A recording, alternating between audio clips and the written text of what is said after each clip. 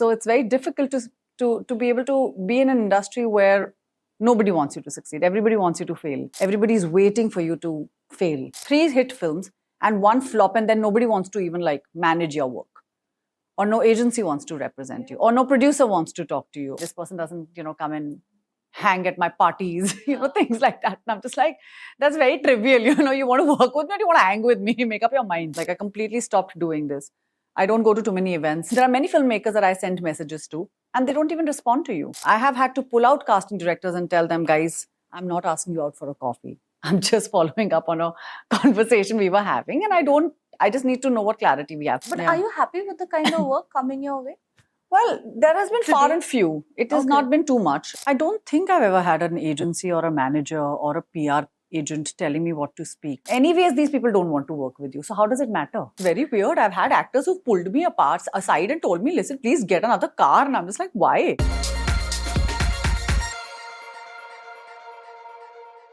Hello everyone, welcome to Showsha. I am Titas Chowdhury and I am in conversation with Aahana Kumra. Hi Aahana. Hi Titas. How are you? Very good. How are you? All good. It's so good to see you after such a long time. 2 years. 2 years. So how's it going? It's been absolutely fantastic. How lovely. So what's interesting is that you recently completed 10 years in the film industry. I mean, you have been doing theatre before that. Yes. Of course. So it was Youth which marked your debut. And I saw these pictures that you had shared, all these BTS pictures. The caption was very interesting. You said that, of course, I've had my fair share of friendships and supporters, but there were also scoffs and snubs. How would you encapsulate the last 10 years? I think absolutely fantastic. There's been a lot of learning. First of all, I'd like to really say that I have a lot of gratitude for my profession. And, I know a lot of people get cynical over a period of time, but I think what happened with my profession is that whatever I've learned about life or whatever I've learned about myself or about the world has been through my profession. Yeah. And I think it would have not been anywhere like any other way, because this is the only way that I think I could have known the world or traveled the world or met the kind of people I met or had the opportunities, the kind of opportunities that I had. So I think I have immense gratitude for that. And of course, I will, say that I did not struggle too much to find work when I started my career, because I did not plan it like that. I started my career on stage. So it was in Prithvi Theatre when I was 14 years old when I started my stage career. So I have been acting on stage since I was 14. Which is why it didn't feel like, oh, I've just been acting for 10 years, because I was like, listen, I was acting way before that. Sure. So yeah, it's been a glorious time being on stage. It's so much fun to be on stage. And I think while, understanding what I was trying to do on stage, I got the opportunity to work in cinema. And then I got the opportunity to work on OTT, and I got the opportunity to host sports. So there were many, many things that came as an opportunity, which I didn't plan. So I think in a way, the career has panned out quite well. Like you said, you are a very sociable person. That's what the little interactions that I've also had with you, I've inferred that.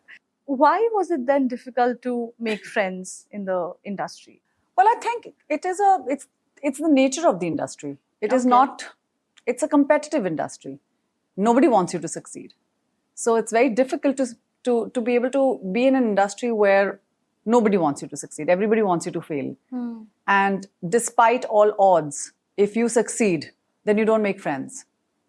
So it's very hard. It's not an industry where everybody is out there to go out there and applaud you. Everybody is waiting for you to fail. So as I said, it's a very hard industry. And having done so much work, I sometimes see where you're still scoffed upon, you're still shown the door, which is what I mentioned in my post also. People don't respond to your messages. People are waiting for you to have a successful film or have a successful show and constantly be churning successful things. Only then they will see that there's any point in latching on to you. So it's a very difficult industry. And I, usually nobody from my family is from the film business. Yes. And I have my mother's in the police and my sisters in fragrance and my father is in pharmaceuticals. So they have like their set of friends and they're not like in need for other new friends. Yes. So there's no need for new friends because this is their set of people. And of course, there's networking ahead of that. But I see that, when my mother, when she was in her business or when she was in her profession, she was promoted and she was constantly excelling at things and she was constantly getting the opportunities. But that's also because she was getting those opportunities. In our profession, however, you don't get those kind of opportunities. You may be doing 3 hit films and 1 flop and then nobody wants to even like manage your work. Or no agency wants to represent you. Or no producer wants to talk to you. Or they think it's a useless waste of time to like even reply back to your messages. Yeah. So it is, as I said, it's a hard industry and everybody's only waiting for you to fail. Absolutely. But isn't it ironical, Aahana? Because in order for a project to be successful, you'll actually have to get a project, right? I mean, that's the irony. How are you supposed to prove yourself otherwise? I have no idea how it is really warped. I think the thing is that I've never really had a strategy. I've never had a strategy. So I've never had the feeling to go out there and really prove myself. Yeah. And I saw this during COVID. In COVID, I remember people weren't going for films, but they were coming for theatre. Yeah. And we had houseful shows during COVID for every show that we ever did. And I was like, wow, people really do come for theatre and people really like and support the arts. So I expect the same in cinema. Unfortunately, it's not so. Yeah. It becomes a very big game of, it's a game of power play. Absolutely. And it's like, oh, this person's not nice to me, or this person has not said hi to me, or this person's not been respectful towards me. So, this person doesn't hang with me. This person doesn't, come and hang at my parties, things like that. And I'm just like, that's very trivial. You want to work with me or you want to hang with me? Make up your mind. Exactly. So I don't know. I mean, I've never been a part of a cloud, so I have no idea about how that part of the business works. But did you ever feel the need to succumb to these things? No. Like, let's say, joining a camp, attending a party. I mean, you do attend parties where you really want to attend a party. And if you really want to go meet somebody and you think it's very important that your presence is important, so yes, you go and attend that party and you show your face there. But I mean, if it becomes monotonous and you can't do that every day of your life, when do you work then? Yeah. And I very consciously stopped doing this a while ago. Okay. Like I completely stopped doing this. I don't go to too many events. I don't do too many parties. I don't really go out there. Because I realized that I was having a lot more joy in traveling. I was finding a lot more joy in just, backpacking and going somewhere. I was doing a very interesting travel show. So I was traveling all of India. Yeah. And I thoroughly enjoyed doing that. And then I realized maybe that's my way of life, and that's what I like to do. And I think in this process, I've also kind of figured myself out that I have other interests, which may not necessarily only lie in cinema. Yeah. And I could like to meet people from another, industry altogether, come to know what sort of lives people live in this country. And I have managed to do that quite successfully, I think, in the last 1.5, 2 years. Right. In your career, I'm talking about just film career solely, lipstick was a major highlight. People still talk about it, I'm sure. I think it just completed 7 years. Yeah. It did. 7 years, imagine. Yeah. Time flies and in a flash. Absolutely. Do you think it still takes a lot, let's say, to pick up a phone on a big filmmaker and say that, hey, I want to work with you? Well, no, I don't think it's a big deal. I think it's I just recently met somebody and that person's very interesting. He's been in the cinema business for a while and his kids are in the business of cinema. And he was just like, in fact, you're in a great position. And I was just like, why do you say that? And he said, because you don't come with any baggage. Yeah. So if that person does not want to work with you and they say no to your face, it shouldn't. I mean, of course, it should matter, but you're not coming from the baggage of that. Oh, my father is this and my mother is this, and I'm from the film industry, and now I've been refused, something. But in our case, what happens is that we don't even get acknowledged. Yeah. There are many filmmakers that I send messages to, and they don't even respond to you. They don't care. They don't respond to you. They don't even say a hello or politely decline. But and I think the worst of them all are most casting directors. Because, you know, casting directors just don't even like see the need to, there are very few casting directors who will acknowledge you back, but many casting directors won't even like acknowledge you. I'm sure they are swarmed with work and I'm sure they're swarmed with messages. But there are many times I have had to pull out casting directors and tell them, guys, I'm not asking you out for a coffee. I'm just following up on a conversation we were having, and I just need to know what clarity we have. So there are many times these things happen to people who are not from the film business or people who don't have representation. So it is hard. I'm not going to say it's a very easy cakewalk to like just message somebody because people just don't respond. Yeah. But are you happy with the kind of work coming your way? Well, there has been far and few. It has not been too much. In the last 3 years, I've also been a little careful about the kind of work I want to pick up. And I've been conscious about it. I feel in general, the market has slowed down for many actors. And it's been a bad time for, I think, the industry in general. Yes. Because the only shows that I see that are being greenlit are the ones which are having seasons. Or there are no new shows that are being greenlit. Or, as I said, people are working in camps and people are friends with each other. People hang with each other. So I see like those kind of people getting jobs. So I feel like in general, the work has reduced considerably in the film business, I think across the globe and not only in India. Yeah. So there are less projects that are being cast. There are less projects that are being greenlit. Producers are perplexed. So there are many times when you go meet a producer and they're just like, we don't know what kind of films should we make. And these are big producers. These are not small producers. So when you look at them, you go like, oh, okay, you know, maybe the industry is really somewhere, you know, crumbling or is trying to find a footing in this new world. Right. Yeah. Absolutely. You know, Naseeruddin Shah and Ratna Pathak Shah have been a very integral part of your journey. You constantly talk about them. You know, he's like your guru. You have said this. What kind of impact have they had on you as an actor and as people, let's say? I think the one thing that I have truly admired about the two of them is that they never stopped doing stage. And I don't think they'll ever stop doing theatre. And they have lived their lives very freely, you know, without any pressures of, I'm a film artist, you know, or I'm a star, you know. That, I think, has been absolutely fantastic. When I go and meet the two of them, when I'm doing rehearsals with the two of them, they talk about so many things and they've really lived their life very, like they've fully lived their lives. I feel when you have lived your life fully and fearlessly, without the fear of not having work. Like today, I can never say that I am an unemployed actor or I have no jobs or, you know, whatever, or I'm only doing auditions, because I don't think auditions are the way you learn acting.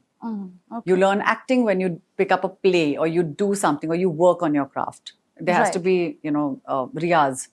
And the beauty about these people is that they've always done riyaz through their work. And they live fearlessly and they speak their mind fearlessly. Yeah.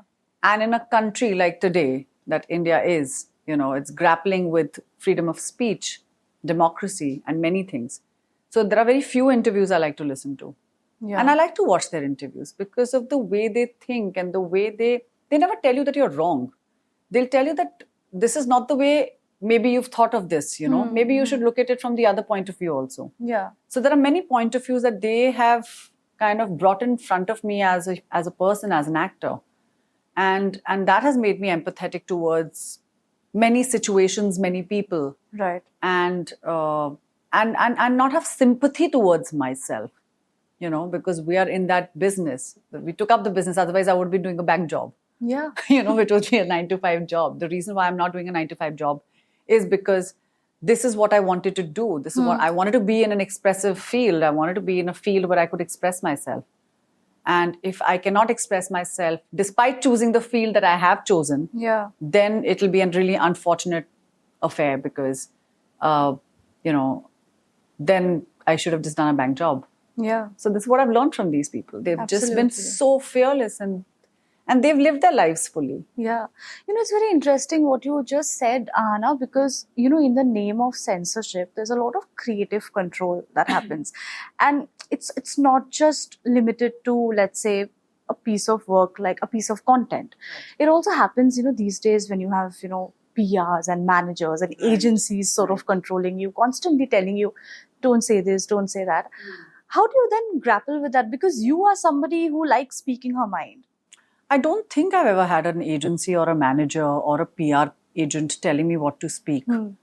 And of course, I've gotten into trouble many times with many people for speaking my mind, because everything has repercussions. It has repercussions. But I think if you've managed to say something fearlessly and it has had its repercussion, anyways, these people don't want to work with you. So how does it matter? That's one way to look like, at it. I look at it like earlier, I used to get so worried. I used to be like, oh my God, what will that person think of me? Then I kind of started thinking, I'm like, anyways, those people are not working with me. Anyways, they're only going to launching their friends' daughters and, the works and sons. So what am I here to worry about? I should just be able to speak my mind without disrespecting somebody. I'm here putting my point forward about what I have experienced in my life and how I look at my life, from this point of view. As I said, I'm not sympathetic towards my life. I think I've had a fairly good, a run of the last 10 years in the cinema. But I don't worry about like what people think about me anymore, because it really doesn't matter.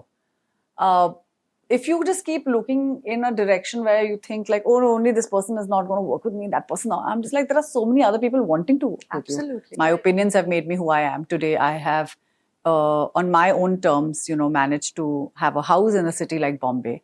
And whatever, I don't think I ever had dreams of all these things. I just had goals. Like I had a goal that before I turn a certain age, I want to have a house. Before I do this, I want to do this. So there are many things that I've had goals for, and I've managed to fulfill those. Right. So as far as you can manage, to fulfill your goals in the time span that you have kind of limited yourself with, or you've achieved that, I think that's good enough for you. Absolutely. True. I recently saw that you bought a car for yourself. Yeah. And the first in my khandan. Really? Wow. Nobody ever had it. Everybody called me. They were like, "Arey, first in Kumra ka." I started laughing. No, but this took me back to a conversation we had a while back. You told me that I was very new at that time, and you went to some event, I think, and you had a smaller car. I think I still have that. You still have that. I call it my Ram Katori. So you said that I took that car, and I also saw that a lot of newer actors, they were of course coming in Uber and all of that. And they were not parking it close to the hotel because then others would judge. You really, I just wanted to wrap my head around. Do you think this level ka discrimination really happens? It does. It's very weird. I've had actors who've pulled me aside and told me, listen, please get another car. And I'm just like, why? And they're like, please, you can't just get out from your Vento. I said, what is wrong with my little car? Yeah, it's so sweet. It's helped me during my career. It's taken me to places that I needed to. It's gotten me to meetings. I've signed big contracts through this car. Yeah. For me, this car is really lucky. So I feel people are just really funny, and I remember when I was going to buy my car, the guy's been trying to sell me a car for I don't know how many years now. I must have done some 100 and 200 test drives. But for me, it was very clear that I wanted to get a house first. Yeah. And and I was just like, पहले घर ले लेती हूँ, उसके बाद देखूँगी गाड़ी वाड़ी उसके बारे में. But and I think I took a car only because of so much pressure. Because my driver was like, 12 साल हो गए अपनी गाड़ी को. My dad like, 12 साल हो गए. I'm like, guys, you all are really pressurizing me. So a lot of people are putting too much pressure on me. But I've had actresses who pulled me and they're like, तुम ढंग की गाड़ी से उतरा करो, तुम कौन से event पर आ रही हो, तुम कौन सी गाड़ी से उतर रही हो, and I'm just like, really, it really matters. I know people who hire cars for events.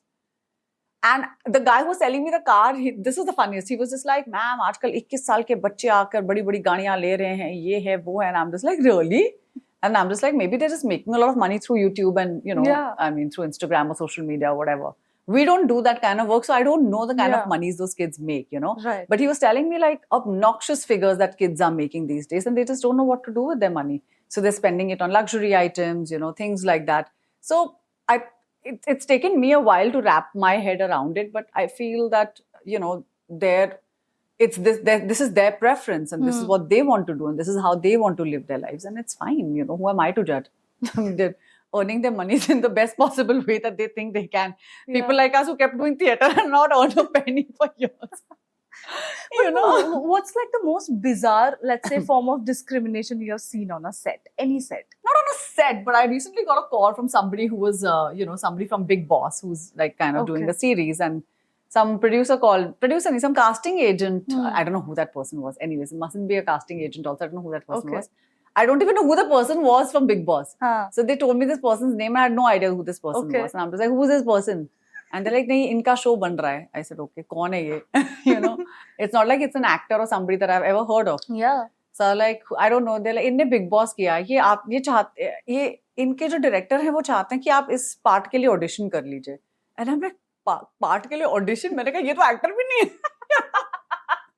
I understand if a good director or a project where I'm required to go and test, I'll go and test. But we're like, what's happening here? So I know a lot of non-actors who are suddenly, because they're popular on social media, so they're suddenly, whether it's influencers, whether it's people from Bigg Boss or, wherever, they're all making their shows, and their shows are getting greenlit within seconds. Absolutely. And they are the ones who are, making their shows, and we are being asked to audition for those parts. So I was very appalled.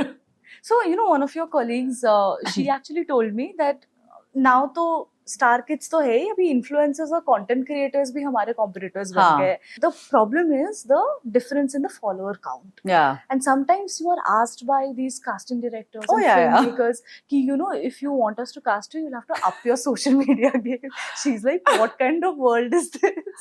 I mean, I have somebody, I go to the gym, to this particular gym, and there's an actor who's done very well recently, and he's somebody from FTII, and he's not on social media, and he was just telling me this. He was just like, every day my team is like asking me to post something. What do I post? Like, what do I post? A pothole? What do I post? I don't know. And some people are just not good at it. Yeah. So I feel it's a very unfortunate time, because you may not want your life out there. You may not want to put yourself out there. You may want to be private, and you may want to continue doing work as an actor. But today, actors are being measured in terms of their social media followers, how popular you are, how well you can dance on your reel. I don't think a reel is going to make a film work. Yeah. Thank God. Oh, thank God. I'm just like, please. A reel is not going to make your film work. It may make the moment popular. It may make the song popular. It may make that dance popular, but it's not going to make your film work. So please understand that unless you don't make the cinema that it's supposed to set out. And really, I have an immense gratitude and respect for many directors who do not work with social media influencers only because they are popular. Yeah. And I'm not trying to diss social media influencers. They may actually be good actors because here they're trying to generate opportunities for themselves. Yeah. Without having to be humiliated by casting directors and many directors who don't even look at you. Today they have following because they have managed to create a fan following for themselves. So that's an opportunity created for yourself. Yeah. So there's nothing wrong in it, because actors every day get humiliated. Right. They are told many things on an everyday basis. So, or filmmakers for that matter. I'm not even going to like put an actor in a box here, because many directors get humiliated, producers get humiliated, cinematographers. So our industry is just like that. It's just everybody goes through some humiliation or the other. So when a good filmmaker does not cast a social media influencer because of their following and wants to cast an actor and perhaps work with an actor, I have a lot of gratitude and respect for that person, for that director, for that maker. So we're talking about franchises, right? Yeah. The sequels of web shows. Yeah. Were you upset that Call My Agent didn't have a season 2? Well, I don't think the show was very well made. So it was just unfortunate, and I know a lot of people who liked it, but I know a lot of people who didn't like it. So, and it's really up to the network to decide whether they want to do something with the season 2. I know a lot of bad shows that get greenlit. Yeah, that's and very, very bad shows get greenlit for season 2. And I was like, listen, we were not that bad. But I still feel that that maybe it wasn't up to the mark that the network was expecting it to be. Okay. But we truly enjoyed working on the show. I had a great time with Shad, and I had a great time with Ayush and Marinla and Soni Anushka. Soni is a very dear friend. In fact, Soni to called me before the show and she was like, are you taking this up? Then I'll do it. I'm like, yeah, let's do it together. So I remember Soni and Rajat. And I just think like we had a great time shooting the show. Yeah. We had a great time making. And honestly, The one thing I've realized with OTT is that it's such a sad place.